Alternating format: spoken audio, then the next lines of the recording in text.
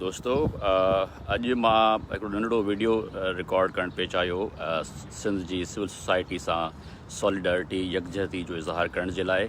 सुभाणे जेका कराची में प्रोटेस्ट जी कॉल आहे सिंध जे राइटर्स जर्नलिस्ट ऐं लिटरेरी माण्हुनि जे तरफ़ां, आई थिंक उन में असां सभिनी खे शामिलु थियणु खपे। सिंध जो तमामु अहम इशू आहे सिंध जे आइलैंड्स ते जेको वफ़ाक़ जो जंहिं ऑर्डिनेंस ज़रिए कब्ज़े करण जी कोशिशि कई पई वञे, उन ऑर्डिनेंस जा तव्हां शाह बोस्तो जो इंटरव्यू ॿुधो हूंदो कल्ह, जेको फयाज़ नाइट सां हुन कयो आहे। हुन क्लियरली कॉन्स्टिट्यूशनल जेके ग्राउंड्स आहिनि उनजा बयानु कया आहिनि त इहो ऑर्डिनेंस कीअं गैर आइनी आहे ऐं पाकिस्तान जे आइन जी नफ़ी थो करे। उनजे करे आउं गुज़ारिश कंदुसि तव्हां सभिनि दोस्तनि खे, ख़ासि तौर ते कराची में रहनि था, कराची में जेके सियासी पार्टियूं आहिनि, सिविल सोसाइटी जा जेके एक्टिविस्ट आहिनि, हर उहो सिंध जो बाशऊर माण्हू जेको सिंध जे जेके सिंध जे हक़नि जे लाइ फ़िक्रमंद आहे, परेशान आहे, जेको सोच रखे थो। आई थिंक सुभाणे टाइम आहे त असां सभु गॾिजी करे हज़ारनि जी तइदाद में गॾु थियूं ऐं कराची में पंहिंजो प्रोटेस्ट रिकॉर्ड करायूं ऐं वफ़ाक़ी हुकूमत जे हिन गैर आइनी ऑर्डिनेंस खे रद्द करियूं। हिन ऑर्डिनेंस जा के बि आइनी बुनियाद कोन्हनि के, इहो सरासर गैर आइनी आहे, उहो आइन जी नफ़ी थो करे। ऐं इहो कीअं मुमकिन आहे त कॉन्स्टिट्यूशन जो आर्टिकल 1 जेको क्लियरली प्रोविंस जूं बाउंड्रीज़ एक्सप्लेन करे थो, उनखे कंहिं सदारती ऑर्डिनेंस ज़रिए तव्हां अंडू करियो। छा आइन में तरमीम हिकिड़े ऑर्डिनेंस ज़रिए करे सघिजे थी? ऐं उहो आइन जो उहो आर्टिकल जेको पाकिस्तान जो बुनियादु आहे, पाकिस्तान जे फेडरेटिंग यूनिट्स खे जी बाउंड्रीज़ खे जेको डिफाइन थो करे, उनखे कीअं प्रेसिडेंट्स ऑर्डर जे ज़रिए ऑर्डिनेंस ज़रिए अमेंड करे सघे थो या अल्टर करे सघे थो, या कीअं हिकिड़ो ऑर्डिनेंस जेको आहे कॉन्स्टिट्यूशन जो सब्स्टिट्यूट थी सघे थो।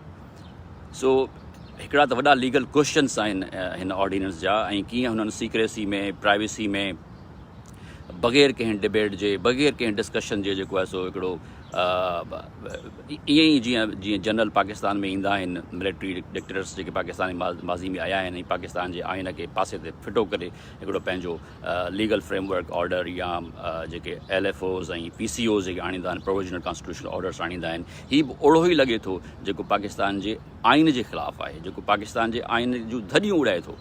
सो इन ऑर्डिनेंस जो को जवाज़ कोन्हे को, इहो ऑर्डिनेंस गैर आइनी आहे। ऐं मूंखे ख़ुशी आहे त असांजे दोस्त तमामु सीनियर वकील साईं शाह बोस्ते साहब उनजे ख़िलाफ़ु पाकिस्तान सिंध हाई कोर्ट में पिटीशन दाख़िल कई आहे, ऐं उन पिटीशन जी हियरिंग आहे अक्टूबर 23 ते। कोर्ट ऑलरेडी उहा पिटीशन एक्सेप्ट कई आहे हियरिंग जे लाइ, ऐं जेके पार्टीज़ आहिनि सिंध गवर्नमेंट ऐं फेडरल गवर्नमेंट, उन्हनि खे नोटिस जारी कया आहिनि। सो असांजो मौक़िफ़ तमामु रीज़नेबल आहे, बिल्कुलु सही आहे, सॉलिड आहे। उन मौक़िफ़ जेका कॉन्स्टिट्यूशनल पिटीशन आहे उन सां गॾु जीअं सिंध जे ॿियनि सियासी पार्टियुनि एहजाज जा ऐलान कया आहिनि, साॻी तरह सिंध जी सिविल सोसाइटी खे बि उन ते अॻियां अचणु खपे। ऐं सुभाणे को ॾींहुं आहे मुंहिंजे ख़्याल में जॾहिं सिंध जो माण्हू, सिंध जो अवाम साबित करे त हू उन ऑर्डिनेंस खे रद्द कनि था। मां एप्रिशिएट थो कयां सिंध तरक़ी पसंद पार्टी जे दोस्तनि खे बि, जिन अलॻि पंहिंजे प्रोटेस्ट जो ऐलान कयो आहे। ऐं एप्रिशिएट थो कयां अवामी तहरीक जे दोस्तनि खे, जिन तमामु ज़बरदस्त रैली कढी कराची में पोएं हफ़्ते। ऐं एप्रिशिएट थो कयां अवामी जमहूरी पार्टी जे दोस्तनि खे, जिन सुभाणे जे एहतजाज खे एंडोर्स कयो आहे ऐं उन्हनि सां गॾु हुजण जो ऐलान कयो आहे। साॻी तरह मां तव्हांखे इहो ॿुधाईंदो हलां त हिते जेका अमेरिका में, नॉर्थ अमेरिका में जेका सिंधियुनि जी तमामु वॾी जेका तंज़ीम आहे, सिंधी एसोसिएशन नॉर्थ अमेरिका, सना बि पंहिंजे EC जे इजलास में कल्ह इन खे कंडेम कयो आहे ऐं ऐलान कयो आहे त असीं हिते अमेरिका में, वॉशिंगटन में ऐं कैनेडा में, टोरंटो में ऐं ॿियनि शहरनि में असीं इन ऑर्डिनेंस जे ख़िलाफ़ु एहजाज कंदासीं।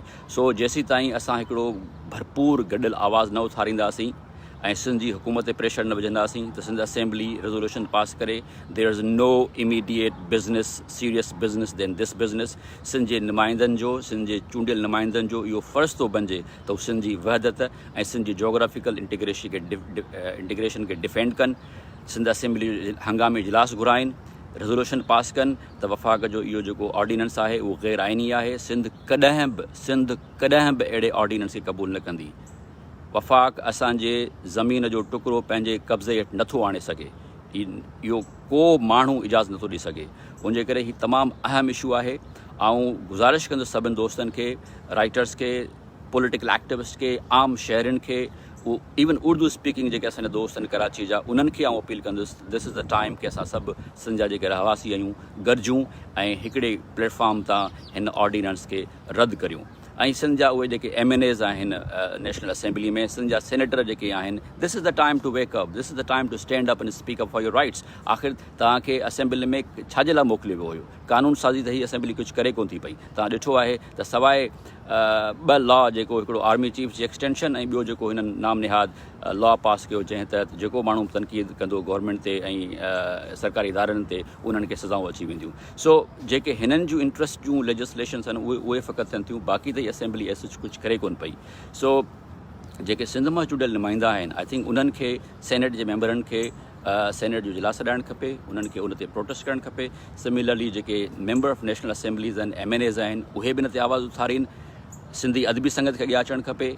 ऐं जेके असांजूं बार एसोसिएशन काउंसिल्स आहिनि, उहे सखर जी हुजे, खैरपुर जी हुजे, कराची बार हुजे, मलीर बार हुजे, उन्हनि सभिनी खे बि अॻियां अचणु खपे। आउं नथो सम्झां त कंहिं माण्हूअ खे बि हिन मौक़े ते घर में आराम सां रहणु खपे त कुझु कोन पियो थिए। This is attack on Sindh, Sindh जी यूनिटी ते, सिंध जे जोग्राफिकल यूनिटी ते अटैक आहे।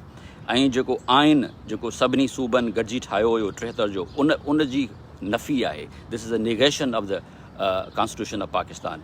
ऐं मूंखे सख़्तु अफ़सोस थो थिए सदर पाकिस्तान ते, आरिफ अलवी साहब ते, जेको वफ़ाक़ जो नुमाइंदो आहे, जेको चइनी सूबनि जे सूबाई असेंबलियुनि जे वोटनि सां खटी आयो आहे, जंहिं कसम खयो आहे, जंहिं ओथ ऑफ ऑफिस खयो आहे, he will defend the constitution, and he is not defending the constitution. On the contrary, he is violating the constitution. On the contrary, he has become a party of forces which are distorting and damaging Pakistan's constitution. So he जेका जदोजहद आहे, ही जेको सुभाणे जो एहतजाज आहे सिंध जी civil society तरफ़ां, उहो फ़क़ति सिंध लाइ कोन्हे को, उहो पाकिस्तान जे कॉन्स्टिट्यूशन जे दिफ़ा जो प्रोटेस्ट आहे। जेके माण्हू चाहिनि था त मुल्क में आइन जी हुक्मरानी हुजे, रूल ऑफ लॉ हुजे, आइन जो एहतराम थियणु खपे, आइन खे फॉलो करणु खपे, दिस प्रोटेस्ट इज़ देयर्स। ही उन्हनि जो एहतजाज आहे। ऐं त सम्झां थो जेके पाकिस्तान जा समूरा प्रोग्रेसिव माण्हू आहिनि, उहे पंजाब जा माण्हू हुजनि, KP जा माण्हू हुजनि, बलूचिस्तान जा माण्हू हुजनि, उन्हनि खे बि हिन मसइले ते सिंधी माण्हुनि जो, सिंध जे माण्हुनि जो साथ ॾियणु खपे। छो त this is a fight for the constitution of Pakistan, this is not just fight for islands त ही त हिकिड़ो साम्हूं थी आई आहे शइ त हिननि जा इंटेंशन छा आहिनि, जेके पाकिस्तान जे आइन खे कोन था मञनि। So again I would request all of U friends, सभिनी दोस्तनि खे गुज़ारिश कंदुसि, बाबा घरनि खां ॿाहिरि निकिरो, रोडनि ते अचो, सुभाणे जे एहतजाज खे कामयाबु कयो, ऐं उनखां पोइ जेको इवन तरक़ी पसंद पार्टी जो एहतजाज आहे उनखे कामयाबु कयो। छो त रुगो अकेले सिर रुगो असां कोर्ट जे दर खड़काईंदासीं, उहो काफ़ी कोन्हे को। असांखे हिकिड़ी मल्टीफोल्ड स्ट्रगल करणी पवंदी, लिखणो पवंदो, ॻाल्हाइणो पवंदो। टेलीविज़न ॾाढो सुठो रोल प्ले कयो आहे, ख़ासि तौर ते सिंधी मीडिया जे अंदाज़ सां हिन इशू खे खयो आहे। मां ॾिठो पे ॾाढी ब्रेव ऐं बोल्ड एंड ओपन जेका रिपोर्टिंग आहे हिन इशू ते, ऐं जेके तज़िया ऐं ओपिनियंस माण्हू अचनि पिया, उहे ॾाढा भरपूर अचनि पिया, छाकाणि त असांजो मौक़िफ़ स्ट्रॉन्ग आहे। हुननि जो मौक़िफ़ कमज़ोर आहे, हुननि जो मौक़िफ़ आहे ई कोन, हुननि जो मौक़िफ़ बीठो ई आइन जी नफ़ी ते आहे। So this to me the fight for our island is basically fight for Pakistan constitution, upholding Pakistan constitution. ही हमलो सिंध ते कोन्हे को, ही सदारती ऑर्डिनेंस जो जेको अटैक आहे, जेको ऑर्डिनेंस आहे, basically it's an attack on Pakistan constitution. PTI जो जेको जेको MNA हुयो कराची मां, जेके बदकिस्मती असां बि वोट ॾिना, Arif Alvi, this ordinance is attack on the Pakistan constitution fundamentalist. Pakistan जा जेके बुनियाद आहिनि, यानी कैन यू इमेजिन कि पाकिस्तान जो आर्टिकल 1 कॉन्स्टिट्यूशन जो आर्टिकल 1 डिफाइन थो करे प्रोविंशियल बाउंड्रीज़ जो, जोग्राफी जो, ही उन ते हमिलो आहे। So I think this is the legal and constitutional fight. This is the fight for the soul of Pakistan. उहे समूरा माण्हू जेके असां चाहियूं था त पाकिस्तान में रूल ऑफ लॉ हुजे, ही उन्हनि जी वेड़ आहे, ही उन्हनि जी जदोजहद आहे, उन जे करे उनजो साथ ॾियणु खपे। आई होप के जेके कराची में असांजा प्रोग्रेसिव लिबरल ऐं जेके दोस्त आहिनि पार्टियुनि जा, उहे बि उन में शामिलु थींदा।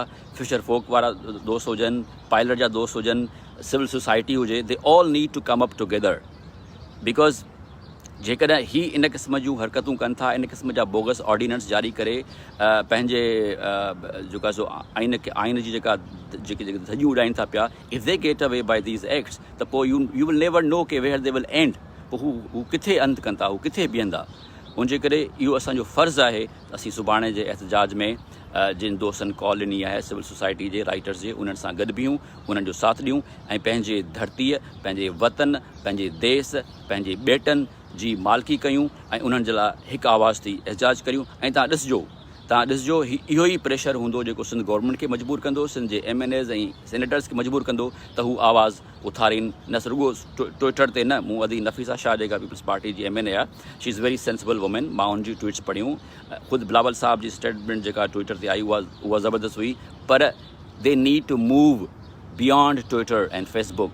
V need to see their actions, त हू अमली तौर ते इन ऑर्डिनेंस खे रद्द करण लाइ छा कनि था। How far Peoples Party is willing to go to defend the rights of Sindh.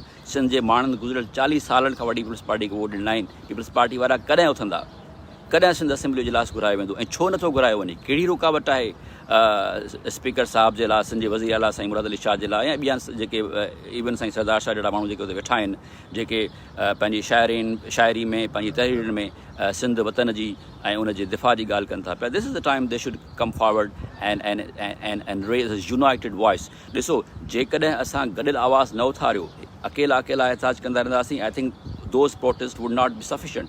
असांखे हिकु आवाज़ गॾियल एहतजाज करिणो पवंदो, असेंबली खे मुतहर करिणो पवंदो, सेनेटर्स ऐं MNAs खे मुतहर करिणो पवंदो।